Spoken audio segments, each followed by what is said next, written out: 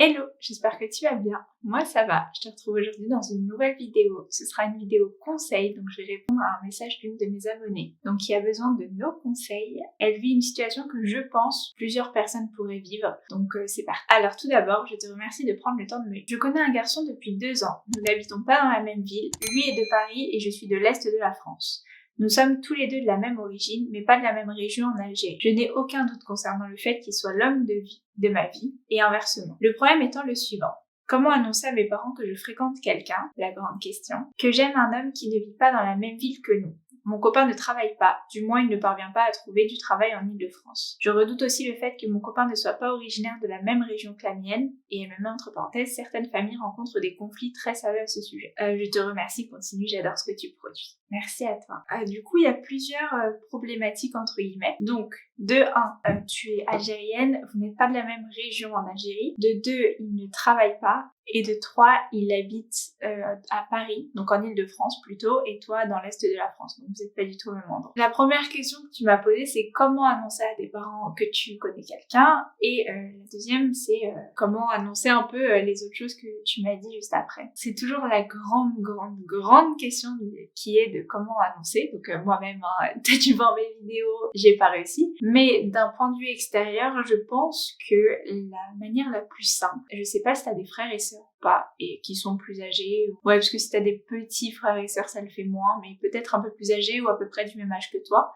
j'imagine plus une sœur, du coup, parce que les frères, des fois, c'est compliqué de discuter avec eux, mais une sœur, peut-être que tu peux lui en parler, et elle-même pourra en parler à ta mère, qui en parlera à ton père, le fameux téléphone arabe, ça peut être une solution. Après, si t'as pas de frères et sœurs, je pense que tu pourrais en discuter directement avec ta mère. Je sais que c'est pas facile, que en général, dans les vidéos, on te fait passer la mère comme la personne grave open, à qui tu peux grave parler facilement, alors que c'est pas forcément le cas chez tout le monde. Mais sinon, ce que tu peux faire, si t'as une tante qui est proche de ta mère, par exemple, et avec qui t'es assez proche en général, tu sais, les tantes, elles aiment bien parler un peu de tout, alors quand est-ce que tu vas te marier et tout, tu peux un peu, tu sais, quand t'es chez elle et qu'il n'y a pas ta mère, tu peux un peu amener le sujet, mais pas amener le sujet, par exemple, tu vas parler d'une cousine qui a à peu près ton âge qui va se marier, ou tu sais, juste pour avoir la question, et toi, c'est quand?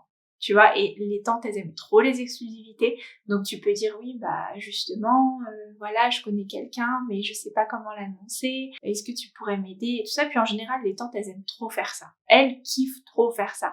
Donc si t'as une tante avec qui t'es super proche, je peux te conseiller de le faire, elle en parlera à ta mère, elles en discuteront, en plus même si ta mère en soi, elle est pas trop à l'aise avec le sujet sur le moment, elles en parleront entre elles, et elle va un peu la relaxer. Tu vois, c'est bien, elles ont à peu près le même âge, donc des fois quand c'est pris par leur enfant, ça peut être un peu plus compliqué, mais là entre femmes du même âge, je pense que ça peut être un bon compromis. Ensuite, si tu n'as pas de tante avec qui tu es proche, peut-être une belle-sœur, si t'as des frères et sœurs qui sont mariés, par exemple si t'as un grand frère qui est marié et qui t'as du mal à discuter, tu peux en parler à sa femme s'il est marié, et elle pourrait, si elle a une bonne relation avec ta mère, justement essayer de glisser un peu l'info, et sinon bah aller voir ta mère, et pareil en fait, essaie de... Vous savez, les mères, elles sentent les choses. Donc, essaye d'amener le sujet indirectement. Essaye, par exemple, de, je sais pas, quand vous faites les magasins, commence à dire « Oh, j'aime bien cette robe de mariée. Ah, celle-ci aussi. » Tu vois, essaie de t'intéresser au sujet mariage et elle, t'inquiète pas qu'elle va comprendre. Elle va se dire « Ok, elle a jamais été intéressée par tout ce qui était mariage. » Enfin, en tout cas, oui, quand t'es invitée et tout, c'est cool, mais... En tant que mariée, tu t'étais jamais projetée, là elle va se dire si elle se projette, c'est qu'elle commence à y penser, c'est qu'elle connaît quelqu'un, et une fois que ce petit travail sera fait, tu le sauras pas forcément, mais elle sera plus ouverte à t'entendre en parler en tout cas. Donc essaye d'amener le sujet. Après peut-être que si t'as une mère ouverte ou quoi, elle va peut-être elle-même te le dire, pourquoi tu fais que de me parler mariage, t'as rencontré quelqu'un, tu vois, quelque chose comme ça. Donc essaye un peu de le faire venir indirectement pour qu'on te pose la question et que t'aies pas à aborder le sujet, parce que je sais que ça peut être compliqué. Ensuite, le deuxième point que tu m'as dit, c'était le fait qu'il ne travaille pas. Alors ça, je t'avoue que en soi, c'est quelque chose qui peut bloquer les parents.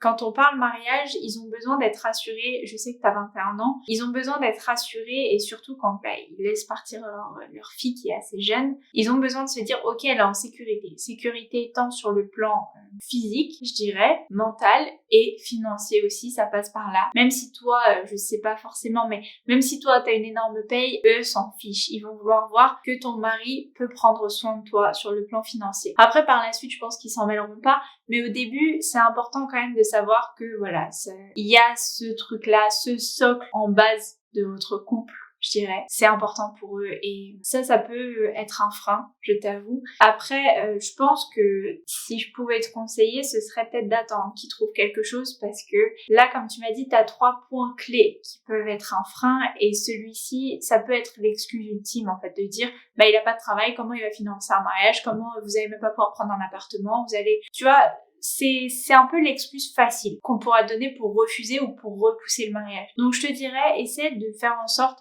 qu'il trouve un travail, donc peut-être aide-le, je sais pas, peut-être que tu le fais déjà, mais si tu le fais pas, aide-le, prends son CV et postule sur des applications, sur des sites. Tu vois, dis-lui, je sais pas, toi tu fais Indeed, moi je connais pas trop Jobijoba, je crois que c'est un site de recrutement, enfin avec des annonces. Essayez à fond de vous mettre pour qu'ils trouvent un travail et au moins il y aura cette stabilité-là. Et ils pourront rien te dire sur ça. Je sais que c'est difficile de trouver sur Paris, je sais pas, peut-être qu'il vient de finir ses études, donc c'est d'autant plus compliqué en plus avec le contexte actuel. Mais si je peux vraiment te conseiller, attends qu'il trouve parce que ce serait trop bête en fait qu'on vous refuse juste pour ça. Et une fois qu'on aura refusé une fois, bon bah on va s'autoriser un peu à refuser, à repousser pour X ou Y raison. Ensuite, pour ce qui est de l'origine. Donc, vous êtes de la même origine tous les deux, vous êtes algériens, mais vous n'êtes pas de la même région. Donc, comme tu le dis, dans certaines familles, ça peut poser problème. Pas dans toutes les familles, par contre. Je pense que toi, si tu le dis, c'est que tu te dis peut-être qu'il y a moyen que ça pose un problème, ou alors que juste t'es l'aîné ou t'es fille unique et justement tu sais pas du tout ce qu'ils en pensent sur le sujet. Si ils ont jamais montré ou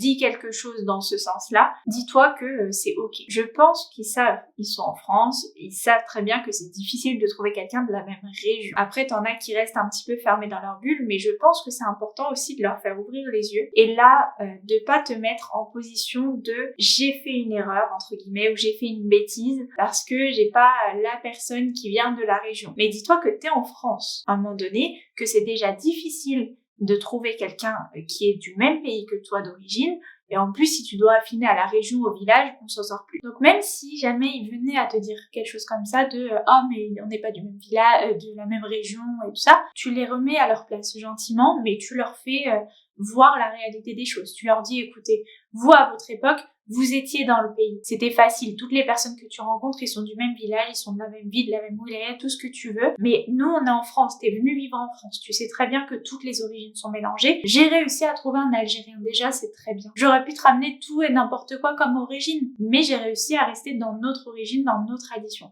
Donc, à un moment donné, on peut pas trop demander non plus. Il faut aussi savoir être un petit peu ferme et montrer la réalité des choses parce que c'est vrai que on peut nous mettre de la pression sur ça, sur il faut que ce soit la même. T'en as, c'est la même ville vraiment qui demande. C'est juste impossible. C'est pas toi qui décide. Ça, il faut aussi le ressouligner, de dire bah écoute, c'est le destin, c'est pas moi qui choisis.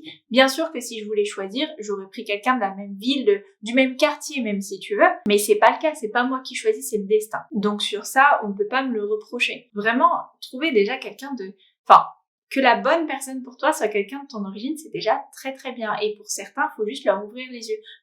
Tu sais, pour certains parents, en fait, ils se rendent pas compte parce que ils restent dans leur schéma de génération en génération, parce que pour eux, c'était inimaginable de te marier avec quelqu'un de l'autre bout du pays, mais parce qu'ils étaient déjà dans le pays. Il faut juste leur remettre les idées en place, entre guillemets, leur remontrer, regarde, on est en France, c'est compliqué, tu peux pas trouver affiner l'origine au point de retomber dans le quartier, c'est pas possible. Et ça, faut juste leur montrer parce que des fois, ils sont juste pas posé la question, en fait. Ils reproduisent juste les schémas qui sont connus avant. Donc sur ça, vraiment, essaye d'inverser la tendance. Si on te dit ça, tu réponds ce que je t'ai dit. Parce que t'es pas en faute. T'as réussi déjà quelque chose de très bien. Après, je suis pas contre tout ce qui est mélange, etc.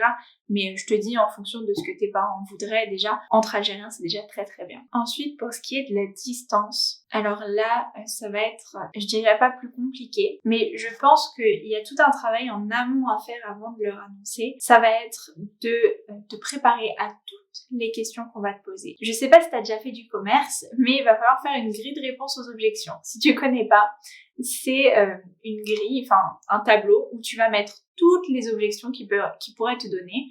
Donc toutes les objections, toutes les questions qui pourraient te poser, toutes les remarques, toutes les choses sur lesquelles ils pourraient tilter et te dire non, c'est mort. Tu les listes et ensuite tu fais des réponses toutes prêtes. Ça va être à peu près ça qu'il va falloir faire. Dis-toi qu'ils vont te poser la question de comment tu l'as connu, pourquoi t'es parti chercher aussi loin, pourquoi tu vas aller vivre où, on va se marier où, tu vas te marier où, du coup dans quelle ville, vu que lui est d'Île-de-France et toi de l'Est. Ça va être plein de questions, plein d'objections auxquelles il va falloir te préparer parce que ça va être compliqué. Déjà, comme j'ai dit, donc t'as 21 ans, t'es assez jeune. Ça va être difficile pour eux de voir partir leur fille à cet âge-là. Ça va être compliqué de la savoir partir avec quelqu'un qui habite loin, parce que je sais pas, tu me l'as pas dit où est-ce que vous comptiez vivre plus tard, mais eux dans leur esprit, ils vont tout de suite penser à tu vas aller vivre en Île-de-France. Peut-être que c'est pas du tout le cas, mais eux c'est à ça qu'ils vont penser dès le début. Il y a plein de choses comme ça qui peuvent leur faire peur, et là vraiment le travail ça va être de les rassurer, donc il va falloir travailler ton argumentaire à fond. Si jamais vous avez prévu de vivre en Île-de-France,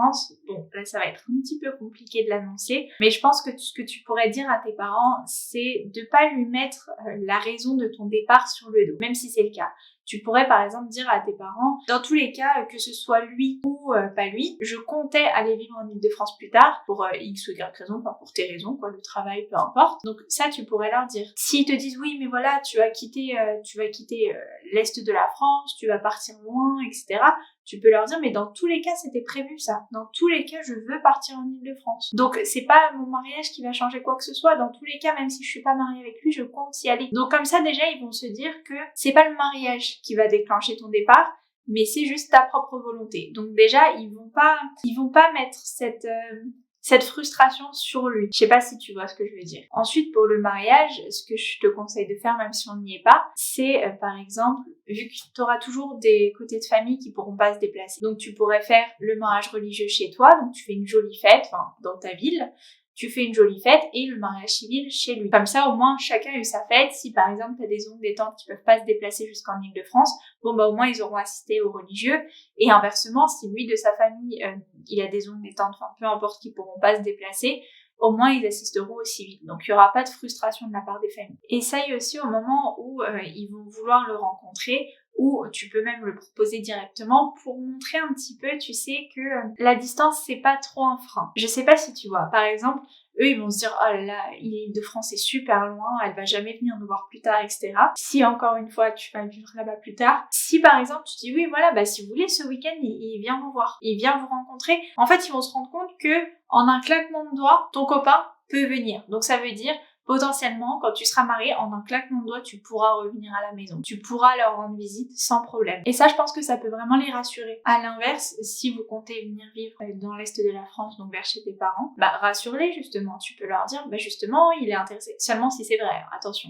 Mais justement, il aimerait vivre ici, donc c'est cool, je serai toujours proche de chez vous, il n'y a pas de souci sur ça, etc. Ou si vous êtes à mi-chemin, pareil, tu peux aussi dire que il y a des TGV en 2 heures, t'y es, je sais pas trop quel est le temps vraiment, mais en 2 heures t'y es, donc il n'y a pas de problème, on pourra prendre le TGV, enfin ça c'est pas un souci, essaie de les rassurer. Mais avant tout, je pense que, tu vois, les points que tu m'as énoncés, c'est les points problématiques entre guillemets. Essaye de le présenter avant tout avec ses qualités, ses caractéristiques personnelles. Essaye de faire venir ces questions en dernier. Essaye de dire voilà, j'ai rencontré quelqu'un, c'est quelqu'un de bien, je sais pas après selon les critères de tes parents, mais il est très respectueux, il est très gentil, il est dans la religion, peu importe. Enfin, bref, tu le vends avec ses vraies qualités et t'essayes de faire un petit monologue, tu vois, et après, comme ça, eux, ils vont un peu adhérer, et ensuite, tu diras les choses un peu, ils peuvent un peu les freiner. Parce que si tu commences par les points critiques, ils vont se fermer, et ils voudront plus écouter les points positifs. Si même tu peux ne pas parler de ces points-là, des points qui posent problème, au moment où tu leur en parles la première fois, tant mieux. Et si ça peut attendre au moment de la rencontre, c'est encore mieux, parce que le but, c'est de repousser un peu l'échéance, et au moment où ils seront face à face, donc ton copain avec tes parents, ils vont se rendre compte que c'est une bonne personne, et puis après, ils seront déjà plus ouverts à la discussion, ils comprendront pourquoi c'est lui que tu veux, pourquoi c'est lui qu'il te faut, et là, ils se diront, oui, bon, bah d'accord, voilà, il a toutes les qualités, certes, il habite loin, certes, il a peut-être pas encore de travail, certes, il est pas de la même région, mais c'est vrai que c'est quelqu'un de bien, c'est vrai qu'il est très bien élevé, c'est vrai que si, que ça, donc déjà, ça peut aider. Mais je sais que des fois, les parents, ils posent toutes les questions dès le début, ils sont trop malins. Pour revenir sur l'origine, tu sais, si jamais ils te disent, oui, il est d'où en Algérie, donc déjà, tu accentues sur le fait, il est algérien. comme nous déjà.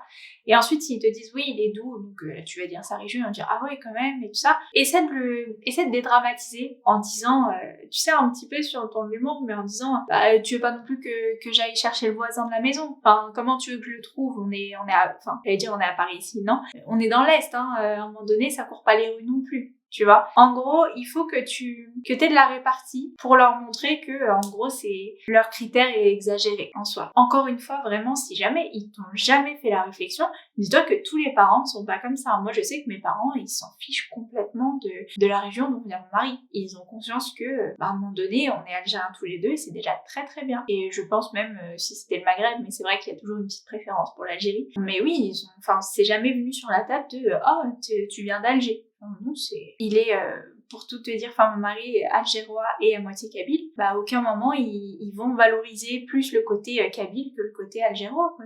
Il est d'Alger et c'est tout. C'est pas du tout une honte, au contraire. Enfin, c'est même pas une question en fait qui se pose, quoi. Ils sont neutres sur la question. Donc dis-toi que s'ils ont jamais dit aucune objection sur ça, c'est que potentiellement ils s'en fichent et ils ont conscience juste qu'on est en France et que tu vas pas trouver la personne au coin de la rue en Algérie, quoi. Donc je pense, s'il faut résumer, c'est qu'il y aura un grand travail à faire en amont. Déjà, donc comme j'ai dit, pour tout ce qui est région, te dire dans ta tête que c'est déjà très bien que tu aies trouvé un Algérien. Pour ce qui est question de travail, essayez de lui trouver un travail avant de l'annoncer. Vraiment, je te le conseille. Ce serait bête de bloquer juste pour ça. Et pour tout ce qui est localisation actuelle, déjà en parler. J'espère que vous en avez discuté, que vous savez potentiellement où est-ce que vous aimeriez vivre plus tard, où est-ce que vous aimeriez vous marier, comment vous allez vous organiser pour vous voir, pour organiser le mariage aussi, des choses comme ça. Pourquoi je te dis ça? Parce que c'est important que vous en parliez tous les deux avant que les questions extérieures de la famille arrivent. Parce que c'est important que tu sois prête, que tu sois préparée. Il faut pas que, au moment où tes parents te posent une question, te dire ah bah je sais pas, on n'y a pas pensé, on n'en a pas discuté, parce qu'ils vont se dire oui donc en fait là votre truc il est bancal, enfin rien n'est clair.